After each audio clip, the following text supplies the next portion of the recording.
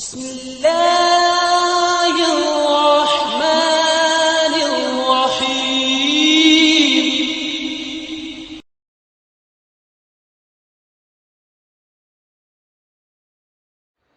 قرآن پاک میں اللہ تبارک و تعالی ارشاد فرماتا ہے ان الشیطان لکم عدو مبین، بے شک شیطان تمہارا کھلم کھلا دشمن ہے۔ ماہ رمضان المبارک آتا ہے، شیطان لعین کو قید کر دیا جاتا ہے، اللہ تبارک و تعالیٰ کی رحمتوں کا نزول ہوتا ہے، اس کی طرف سے بندوں کے لیے مغفرت کے پروانے تقسیم کیے جاتے ہیں، جہنم کی آزادی کی خوشخبریاں سنائی جاتی ہیں اور جہنم کی آگ سے آزادی کی سندیں عطا فرمائی جاتی ہیں، اور جب رمضان المبارک رخصت ہو جاتا ہے، شیطان لعین کو آزاد کر دیا جاتا ہے، اور جب شیطان آزاد ہوتا ہے تو اس پر بڑی غم کی کیفیت ہوتی ہے، بہت روتا ہے اور چلاتا ہے، اس کی ذریت اور اس کے چیلے شیطان لعین کے آس پاس جمع ہو جاتے ہیں،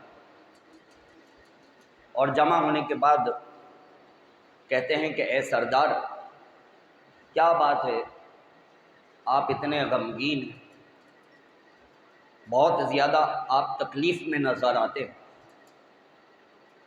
تو شیطان لعین کہتا ہے کہ 11 مہینے تک میں نے جن پر محنتیں کی، 11 مہینے تک جن کو میں نے ورغلایا، ان کو وسوسے دلائے، مجھے قید کر دیا گیا، ایک ہی مہینے میں انہوں نے ایسی اللہ تعالیٰ کی عبادت کی کہ اپنے رب کو راضی کر لیا، اللہ تعالیٰ نے ان کو اپنی رحمتوں سے نواز دیا، ان کی مغفرت فرما دی، ان کو جہنم سے آزاد کر دیا، تو میری ساری محنت جو ہے وہ رائگاں چلی گئی۔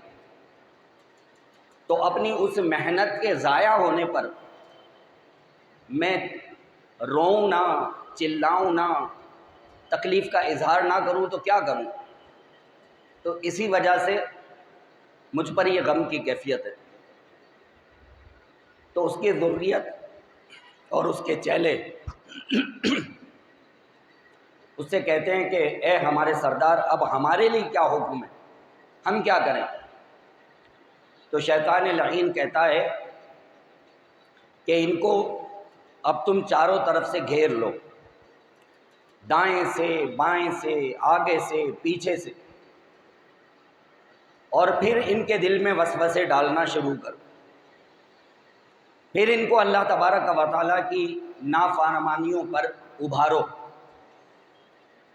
اور یہ جو انہوں نے مسجد کی طرف پورے مہینے رخ کیا تھا، ان کا منہ مسجد سے موڑ کے دوبارہ دنیا کی طرف کر دو۔ چنانچہ شیطان لعین اور اس کی ذریت اور اس کے چیلے پھر اپنے اسی کام میں لگ جاتے ہیں، اور جن لوگوں نے ماہ رمضان المبارک میں خوب عبادتیں کی تھیں، خوب نمازیں پڑھی تھیں، خوب قرآن کی تلاوتیں کی تھیں، ان کو دوبارہ سے دنیا کی طرف متوجہ کر کے اور مسجد سے ان کا رابطہ توڑنے کی کوششوں میں لگ جاتے ہیں۔ اور ہم اگر اپنے معاشرے میں دیکھیں تو مشاہدہ ہمارا یہی ہے کہ رمضان المبارک میں جو عبادت کا ذوق و شوق ہوا کرتا تھا، ماہ رمضان المبارک میں جو نمازوں کی پابندی کا جذبہ ہوا کرتا تھا، وہ رمضان المبارک کے بعد مفقود ہو جاتا ہے۔ ماہ رمضان المبارک میں مسجدیں بھری ہوئی ہوتی ہیں، اور جیسے ہی رمضان المبارک جاتا ہے تو پھر ماہ رمضان میں وہی چند صفحے اور تھوڑے سے نمازی ہمیں مسجدوں میں نظر آتے ہیں۔ تو دراصل یہ شیطان اور اس کی ذریت یہ انہی کے کارنامے ہیں کہ جو مسلمانوں کو دوبارہ سے غفلت میں مبتلا کر دیتے ہیں۔ اسی لیے اللہ تبارک و تعالی ارشاد فرماتا ہے ان الشیطان لکم عدو مبین، بے شک شیطان تمہارا کھلم کھلا دشمن ہے۔ یعنی ایک دشمن تو ایسا ہوتا ہے کہ جو چھپا ہوا ہوتا ہے، ہمیں پتہ ہی نہیں ہوتا کہ ہمارا دشمن کون ہے، لیکن ایک دشمن ایسا ہوتا ہے کہ جو کھل کر ہمارے سامنے کھڑا ہوتا ہے اور اپنے وار کر رہا ہوتا ہے۔ تو رب کریم نے شیطان کو عدو مبین قرار دیا ہے کہ یہ ایسا تمہارا دشمن ہے کہ جو تمہارے سامنے کھڑا ہے اور تم پر وار کر رہا ہے اور تم کو گمراہ کرنے کے لیے اور تمہاری آخرت کو تباہ کرنے کے لیے دن رات تمہارے اوپر جو ہے وہ کوششیں کر رہا ہے۔ تو لہذا شیطان کے واروں سے اور اس کے کنڈوں سے ایک مسلمان کو واقف ہونا نہایت ہی ضروری ہے، تاکہ ہم اپنے اس دشمن کے کہ جو ہمارا کھلم کھلا دشمن ہے اس کے واروں سے اپنے آپ کو بچائیں۔ منقول ہے کہ بنی اسرائیل کے ایک نبی علیہ السلام ایک جنگل بیابان میں سے گزرے تو آپ نے دیکھا کہ ابلیس شیطان لعین وہ ایک جگہ بیٹھا ہوا ہے اور اپنے مختلف قسم کے ہتھیار جو ہے وہ ترتیب دے رہا ہے، اپنے جال وغیرہ جو ہے وہ سیٹ کر رہا ہے۔ تو ان نبی علیہ السلام نے ابلیس کو دیکھ کر کہا کہ اے دشمن خدا، یہ تو کیا کر رہا ہے؟ تو ابلیس کہتا ہے کہ میں انسانوں پر جن اپنے ہتھیاروں سے وار کرتا ہوں اور جن جالوں کے اندر اس کو پھنساتا ہوں، میں ان کی ترتیب کر رہا ہوں تاکہ ان سے ان کے اوپر وار کر سکوں۔ تو ان نبی علیہ السلام نے ارشاد فرمایا کہ یہ جو تیرے وار ہیں اور یہ جو تیرے جال ہیں، ان میں کون سے تیرے ہتھیار سب سے زیادہ خطرناک ہیں اور تیرا کون سا ایسا جال ہے جو بہت زیادہ کارگر ہے؟ تو کہتا ہے کہ میرے پاس کئی ہتھیار ہیں کہ جن سے میں لوگوں کو گمراہ کرتا ہوں اور ان کی آخرت کو تباہ کرنے کی کوشش کرتا ہوں، اور میرے کئی جال ہیں کہ جن میں لوگوں کو پھانس لیتا ہوں اور ان کی آخرت کو تباہ کرنے کی کوشش کرتا ہوں، لیکن ان میں سے کچھ ایسے ہیں کہ جو بہت زیادہ کارگر ہیں اور ان کے وار جو ہیں وہ بہت خطرناک ہیں۔ تو ان نبی علیہ السلام نے ارشاد فرمایا کہ اچھا کچھ ان کے بارے میں مجھے بتا۔ تو ابلیس مسکرانے لگا اور کہنے لگا کہ چلیں تھوڑا کچھ میں آپ کو بتا دیتا ہوں۔ کہنے لگا یہ جو میرے ہتھیار ہیں، ان ہتھیاروں میں سے 2 ہتھیار ایسے ہیں کہ جن کے ذریعے میں بندوں کی نیکیاں ضائع کروا دیتا ہوں۔ یعنی دنیا کے اندر انہوں نے خوب نمازیں پڑھی، خوب عبادت کی، خوب روزے رکھے، خوب قرآن کی تلاوت کی، لیکن وہ ساری نیکیاں جب آخرت میں دیکھیں گے تو ان کے پاس موجود ہی نہیں ہوں گی۔ تو میں ان کی نیکیاں ان 2 ہتھیاروں کے ذریعے ضائع کروا دیتا ہوں۔ تو انہوں نے پوچھا کہ یہ 2 ہتھیار کون سے ہیں؟ تو کہتا ہے یہ 2 خطرناک ہتھیار کہ جن سے میں بندوں کی نیکیاں ضائع کرواتا ہوں، ایک حسد ہے اور دوسرا غیبت ہے۔ ایک حسد اور دوسرا غیبت ہے۔ حسد کے بارے میں آتا ہے، پیارے آقا صلی اللہ علیہ وآلہ وسلم ارشاد فرماتے ہیں کہ حسد بندے کی نیکیوں کو اس طرح سے جلا کے خاک کر دیتا ہے جس طرح سے آگ لکڑی کو جلا کے خاک کر دیتی ہے۔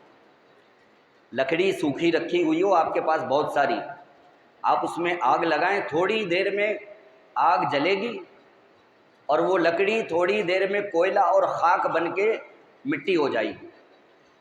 تو پیارے آقا صلی اللہ علیہ وآلہ وسلم نے مثال بیان فرمائی کہ حسد جو ہے یہ بندے کی نیکیوں کو اس طرح سے ضائع کر دیتا ہے، اس طرح سے جلا دیتا ہے کہ جس طرح سے آگ جو ہے وہ لکڑی کو جلا دیتی ہے۔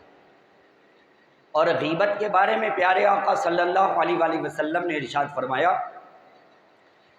کہ جو غیبت کرنے والا ہے جب وہ غیبت کرتا ہے تو اس کے نامہ اعمال میں جتنی نیکیاں ہوتی ہیں وہ نیکیاں اللہ تبارک و تعالیٰ اس کے نامہ اعمال میں منتقل کر دیتا ہے، ٹرانسفر کر دیتا ہے کہ جس کی وہ غیبتیں کر رہا ہوتا ہے۔ یہ دو ہتھیار شیطان کے ایسے ہیں کہ جن سے بندے کی نیکیاں ضائع ہو جاتی ہیں۔ ایک تو حسد ہے کہ حسد کرنے والے کی نیکیاں اس طرح سے جل کے خاک ہو جاتی ہیں جس طرح سے آگ لکڑی کو جلا دیتی ہے۔ اور جو غیبت کرنے والا ہے اسے پتہ ہی نہیں ہوتا اس کی جو نیکیاں ہیں، اس کی نمازیں، اس کے روزے، تلاوت کلام پاک، ذکر و اذکار، درود شریف، جو کچھ بھی وہ دنیا میں کرتا رہتا ہے لیکن ساتھ میں غیبتیں بھی کرتا رہتا ہے، تو اس کے نامہ اعمال سے نکال کے کس کے کہ جس کی وہ غیبت کر رہا ہے اس کے نامہ اعمال میں منتقل ہوتی رہتی ہے۔ اب جب قیامت والے دن یہ کھڑا ہوگا میزان پر تو سوچے گا میں نے تو بڑے روزے رکھے تھے، میں نے تو بہت نمازیں پڑھی تھیں، میں نے تو بڑی تلاوت کلام پاک کی تھی، میں نے تو بڑی شب بیداریاں کی تھی، لیکن جب نامہ اعمال کھلے گا تو اس میں کچھ بھی موجود نہیں۔ کہاں گیا؟ یا تو جل کے خاک ہو گیا یا جس کی غیبتیں کی تھی اس کے نامہ اعمال میں منتقل ہو گیا۔ تو شیطان لعین کہتا ہے یہ دو میرے ہتھیار جو ہے نا یہ بڑے خطرناک ہیں کہ بندے کو پتہ ہی نہیں ہوتا اور وہ ان دو گناہوں میں ملوث رہتا ہے، حسد اور غیبت، اور اس میں پڑھ کے وہ ساتھ ساتھ نیکیاں بھی کرتا رہتا ہے اور اس کی نیکیاں ضائع بھی ہوتی رہتی۔ تو کہتا ہے ان دو ہتھیاروں کی وجہ سے میں بندوں کی نیکیاں ضائع کروا دیتا ہوں۔ پیارے پیارے اسلامی بھائیوں، یہ دو گناہ حسد اور غیبت یہ ایسے خطرناک گناہ ہیں کہ بندہ اپنے نیک اعمال سے جو ہے وہ محروم ہو جاتا ہے۔ فی زمانہ آج اگر ہم دیکھیں تو ہمارے معاشرے کے اندر یہ دو صفتیں، یہ دو مذموم کام اور گناہ جو ہیں وہ ہمارے معاشرے میں کوٹ کوٹ کر بھرے ہوئے ہیں۔ لوگ ایک دوسرے سے جلتے رہتے ہیں، ایک دوسرے کے ساتھ حسد کرتے رہتے ہیں، اور کہیں بھی بیٹھ جائیں بس جناب جب غیبتوں کے اوپر جب زبان کھلتی ہے تو لیت تیرے کی اور دیت تیرے کی، جس کا مرضی آتا ہے منہ میں نام آئے اور اس کی غیبتیں جو ہیں وہ شروع ہو جاتی ہیں۔ اور حسد اور غیبت کی وجہ سے جو لڑائی جھگڑے فتنے فساد ہوتے ہیں، الامان الحفیظ، گھروں کے اندر وہ فتنہ ہوتا ہے، وہ جھگڑا ہوتا ہے، بہن بھائی آپس میں لڑ رہے ہیں، سگے بہن بھائی آپس میں لڑ رہے ہیں اور ایک دوسرے سے قطع تعلق کرنا ہے، ماں باپ آپس میں لڑ رہے ہیں اور ایک دوسرے سے قطع تعلق کر رہے ہیں، طلاقیں ہو رہی ہیں، گھر برباد ہو رہے ہیں، بچے اپنی ماں سے لڑ رہے ہیں، بیٹے اپنے باپ سے لڑ رہے ہیں۔ کس وجہ سے؟ حسد اور غیبت کی وجہ سے۔ گھر کے گھر تباہ ہو رہے ہیں اور لوگ اس کو گناہ بھی نہیں سمجھتے۔ لوگ یہ کہتے ہیں کہ ہم نے تو بس اتنا سا کہا تھا، ہم نے تو بس اتنی سی بات کی تھی۔ وہ جو اتنی سی بات ہوتی ہے نا وہی بڑھ کے رائی کا پہاڑ بن جاتی ہے۔ آگ لگانے کے لیے کوئی بہت بڑا الاؤ نہیں چاہیے ہوتا، آگ لگانے کے لیے ایک چنگاری چاہیے ہوتی ہے۔ ایک چنگاری آپ دکھاؤ تو پھر دیکھو وہ پٹرول آگ پکڑ کے کتنا بڑا الاؤ بن جاتی ہے۔ تو آگ لگانے کے لیے کوئی بہت بڑی آگ نہیں چاہیے ہوتی ہے، ایک چنگاری چاہیے ہوتی ہے۔ بس وہ چنگاری لگی اور آگ جلی اور سب کچھ تباہ ہو برباد۔ تو لوگ تو یہ سمجھتے ہیں ہم نے تو بس اتنی سی بات کی تھی۔ وہ جو اتنی سی بات ہے نا وہی گھر میں جو ہے فتنہ و فساد کا سبب بن جاتی ہے۔ وہ اتنی سی بات جو ہے نا وہ گھروں کی بربادی کا سبب بن جاتی ہے اور خاندانوں کے اندر جو ہے وہ لڑائی جھگڑے اور فتنہ و فساد کا جو ہے وہ سبب بن جاتی ہے۔ اس کا علاج کیا ہے؟ اس کا علاج یہ ہے کہ اپنی زبان کو کنٹرول میں رکھیں۔ یہ زبان جو ہے نا، یہ انسان کو تباہ و برباد کرواتی ہے، دنیا میں بھی اور آخرت میں بھی۔ یہ زبان انسان کو تباہ و برباد کرواتی ہے۔ اپنی زبان کو کنٹرول میں رکھیں، کسی کے لیے حسد والے الفاظ نہ نکالیں، کسی کے لیے غیبت والے الفاظ نہ نکالیں۔ یہ زبان کنٹرول میں رہے گی، پھر دیکھیں گھر کے اندر پیار محبت ہوگی۔ یہ زبان کنٹرول میں رہے گی، پھر دیکھیں گھر کے اندر پیار و محبت قائم و دائم رہے گا۔ تو علاج اس کا یہ ہے کہ اپنی زبان کو جو ہے وہ کنٹرول میں رکھا جائے۔ اچھا، بعض لوگ کیا کہتے ہیں؟ بعض لوگ یہ کہتے ہیں بھائی یعنی گھر کے اندر کوئی لڑائی ہو گئی، جھگڑا ہو گیا، جو دل کی بھڑاس تھی سب نکال دی، گالی گلوچ بھی کر لی، مار پیٹ بھی کر لی، غیبتیں بھی کر لی، حسد بھی کر لیا، سب کچھ کر لیا، اور سب کچھ کرنے کے بعد کہتے ہیں بھائی ہم نے تو اپنا معاملہ اللہ پہ چھوڑ دیا۔ بتاؤ، سارا سب کچھ تو تباہ و برباد کر دیا، اور آخری میں کہہ رہے ہیں کہ بھائی ہم نے تو اپنا معاملہ اللہ پہ چھوڑ دیا۔ بھائی ایسے تھوڑی ہوتا ہے کہ ہم نے اپنا معاملہ اللہ پہ چھوڑ دیا۔ اللہ پہ چھوڑنے والا معاملہ یہ ہوتا ہے کہ ایک لفظ بھی شکوہ زبان پہ نہ لائے، ایک لفظ بھی زبان سے ادا نہ کرے، اور اپنی زبان پر قفل مدینہ لگائے، اور نہ کسی کی غیبت کرے، نہ کسی سے حسد کرے، نہ کسی کو گالی گلوچ کرے، نہ کسی کے گھر میں فتنہ اور فساد کا سبب بنے۔ صبر کرے، اور صبر کرنے کے بعد یہ دل کے اندر ٹھان لے کہ ہم نے اپنا معاملہ اللہ پہ چھوڑ دیا ہے، تو اللہ عز و جل سب سے بہتر انتقام لینے والا ہے۔ اللہ تعالیٰ سب سے بہتر انتقام لینے والا ہے۔ اگر بندہ صبر کرے اور صبر کرنے کے بعد اللہ تعالیٰ پہ معاملہ چھوڑ دے، تو پھر دیکھیں رب کریم اس بندے کی طرف سے کھڑا ہو کر اس کے دشمنوں سے انتقام لیتا ہے۔ بندہ رب کریم پر توکل تو کرے، اس کی ذات پہ بھروسہ تو کرے۔ اس کی نہ ذات پہ بھروسہ ہے، نہ اس کی ذات پہ توکل ہے۔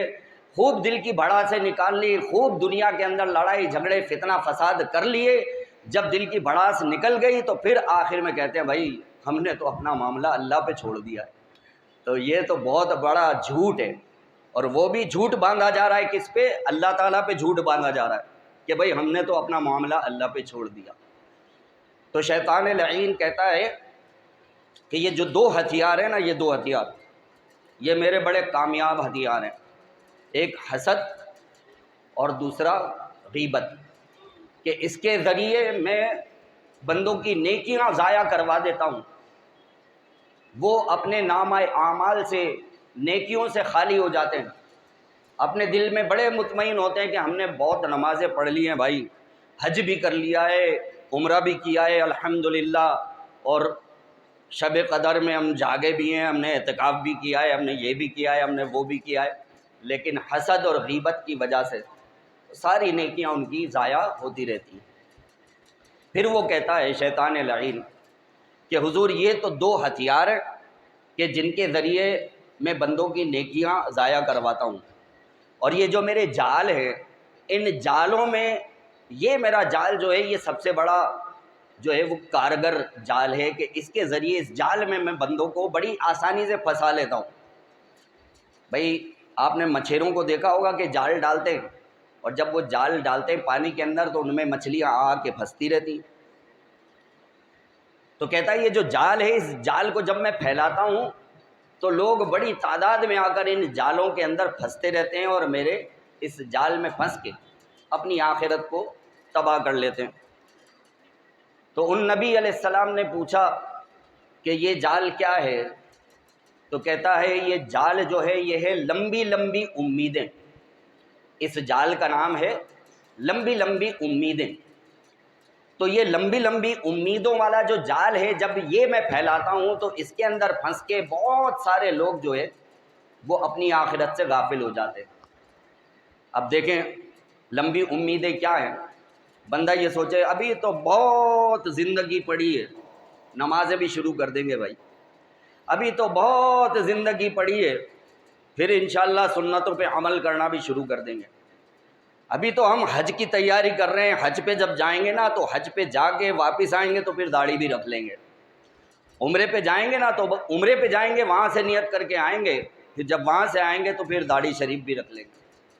ابھی تو بہت زندگی پڑی ہے تو یہ کام بھی کر لیں گے۔ ذرا بیٹیوں کی شادیاں ہو جائیں، بیٹیوں کی شادیوں سے فارغ ہو جاؤں تو بس پھر آپ بے فکر رہیں، آپ کے ساتھ مدنی قافلے میں چلوں گا اور مسجد میں ہی رہوں گا۔ اب جو اگلا رمضان آئے گا نا تو آپ دیکھیے گا، بس اگلے رمضان میں آپ کو مسجد میں ہی ملوں گا۔ بس جو اگلا رمضان آنے والا ہے نا، بس اگلے رمضان میں آپ کو مسجد میں ہی ملوں گا۔ تو بھائی نہ وہ اگلا رمضان آنے والا ہوتا ہے، نہ وہ اگلا جمعہ آنے والا ہوتا ہے، حج پتہ نہیں مقدر میں لکھا ہے یا نہیں لکھا ہے، عمرہ مقدر میں بندے کے لکھا ہے یا نہیں لکھا ہے۔ بندہ یہی سوچ رہا ہوتا ہے کہ ابھی بہت زندگی پڑی ہے، یہ کام کر لوں تو پھر اللہ تعالیٰ کی بارگاہ میں جھک بھی جاؤں گا۔ وہ وقت ہی نہیں آتا، اس سے پہلے ہی موت کا وقت آ جاتا ہے اور بندہ قبر میں پہنچ جاتا ہے۔ وہ ٹائم ہی نہیں آنے پاتا اور اس سے پہلے ہی موت کا وقت آ جاتا ہے اور بندہ قبر میں پہنچ جاتا ہے۔ تو یہ ہے لمبی لمبی امیدیں کہ بندہ پلان بنا کے بیٹھا ہوتا ہے کہ ابھی تو بہت زندگی پڑی ہے، ذرا یہ کام ہو جائے، ذرا وہ کام ہو جائے تو پھر جو ہے وہ میں نیکی کے کام بھی کر لوں گا، میں نماز بھی شروع کر لوں گا۔ تو میرے پیارے بھائیوں، اگر ہم نے یہی طے کیا ہوا ہے کہ رمضان ہی نماز پڑھنی ہے، اگر ہم نے یہ طے کیا ہوا ہے کہ بس رمضان ہی ہم نے قرآن کی تلاوت کرنی ہے، اگر ہم نے یہ طے کیا ہوا ہے کہ بس رمضان ہی ہم نے یہ نیکی کے کام کرنے ہیں، تو بھائی اگلا رمضان کس نے دیکھا ہے؟ اگلا رمضان کس نے دیکھا ہے؟ کہیں ایسا نہ ہو کہ اگلا رمضان آنے سے پہلے ہی ہماری زندگی ختم ہو جائے۔ تو یقیناً عقل مند شخص وہی ہے کہ جو لمبی لمبی امیدیں نہ باندھے، بلکہ اللہ تبارک و تعالیٰ کی بارگاہ میں فوراً سے پیشتر رجوع کرے اور رب کریم کی بارگاہ میں سر بسجود ہو جائے اور اس کو راضی کرنے والے کام کر لے۔ یاد رکھیے، روایتوں میں آتا ہے کہ جب ملک الموت علیہ السلام حضرت عزرائیل یہ تشریف لاتے ہیں کسی بندے کے پاس روح قبض کرنے کے لیے، اور جب اس کا آخری وقت ہوتا ہے نا تو وہ بندہ ملک الموت عزرائیل سے یہ کہتا ہے کہ اے عزرائیل، ذرا تھوڑی دیر کے لیے رک جاؤ، میں 2 رکعت نماز نفل پڑھ لوں۔ اے عزرائیل، ذرا تھوڑی دیر کے لیے رک جاؤ، میں 1 سپارہ قرآن پاک کا پڑھ لوں۔ اے عزرائیل، ذرا تھوڑی دیر کے لیے رک جاؤ، میں سورہ یاسین شریف کی تلاوت کر لوں۔ اے عزرائیل، ذرا تھوڑی دیر کے لیے رک جاؤ، مجھے زکوٰۃ ادا کرنی تھی، میں نے ادا نہ کی، وہ میں ذرا زکوٰۃ ادا کر لوں پھر آ جانا۔ عزرائیل علیہ السلام کہتے ہیں نہیں، نفل پڑھنے کا ٹائم نکل گیا، قرآن پڑھنے کا ٹائم نکل گیا، سورہ یاسین شریف پڑھنے کا ٹائم نکل گیا، زکوٰۃیں ادا کرنے کا ٹائم نکل گیا، اب تیری موت کا وقت آ گیا ہے، اب 1 سیکنڈ کی بھی تجھے مہلت نہیں ملے گی، اور اس کی روح قبض کر لی جاتی۔ منقول ہے کہ جب بندے کو قبر میں اتار دیا جاتا ہے اور قبر کے اندر وہ پڑا ہوتا ہے تو اس کے رشتہ دار اس کو دفن کر کے چلے جاتے ہیں، تو قبر کے اندر مردے کے اوپر بڑی حسرت طاری ہوتی ہے۔ قبر کے اندر مردے کے اوپر بڑی حسرت طاری ہوتی ہے، اور وہ اپنی قبر کے اندر یہ تمنا کر رہا ہوتا ہے، سنیے گا ذرا دل کے کانوں سے، وہ مردہ قبر کے اندر یہ تمنا کر رہا ہوتا ہے کاش مجھے اتنی زندگی اور مل جاتی کہ میں دنیا میں جا کے 1 مرتبہ سبحان اللہ پڑھ لیتا، کاش مجھے اتنی سی زندگی اور مل جاتی، میں دنیا میں جا کر 1 مرتبہ اللہ اکبر کہہ لیتا، کاش مجھے اتنی سی زندگی اور مل جاتی، میں واپس دنیا میں جاتا اور 1 سجدہ کر کے 1 مرتبہ سبحان ربی الاعلیٰ پڑھ لیتا۔ ایسی اس پر حسرت طاری ہوگی قبر کے اندر۔ لیکن میرے بھائیوں، پھر اس کو مہلت نہیں ملے گی۔ دنیا دار العمل ہے اور قبر دار الجزا ہے۔ جو عمل کرنا ہے دنیا میں کر لو، قبر میں تو اس کی جزا ملنے والی ہے۔ اچھے عمل کیے ہیں تو قبر جو ہے وہ نور علی نور ہوگی، اچھے عمل کیے ہیں تو قبر جنت کے باغوں کا باغ ہوگی، اور اگر خدا نہ خواستہ معاذ اللہ حسد میں، غیبت میں، اور مسلمانوں کی جو ہے وہ اندر لڑائی جھگڑا کروا کے زندگی گزری ہے اور مسلمانوں کے اندر فتنہ اور فساد پھیلا کر زندگی گزری ہے، اللہ کی نافرمانیوں میں زندگی گزری ہے، تو پھر قبر نہیں ہوگی، قبر جہنم کے گڑھوں میں سے ایک گڑھا ہوگی۔ رب کریم سے دعا ہے جو کچھ سنا سمجھنے یاد رکھنے اس کے مطابق ہمیں عمل کی توفیق عطا فرمائے۔ وآخر دعوانا ان الحمد للہ رب العالمین۔ اگر آپ کو یہ ویڈیو پسند آئی ہو تو اس ویڈیو کو لائک کریں، کامنٹس کریں، شیئر کریں اور میرے اس چینل کو سبسکرائب کریں۔ جزاک اللہ خیر۔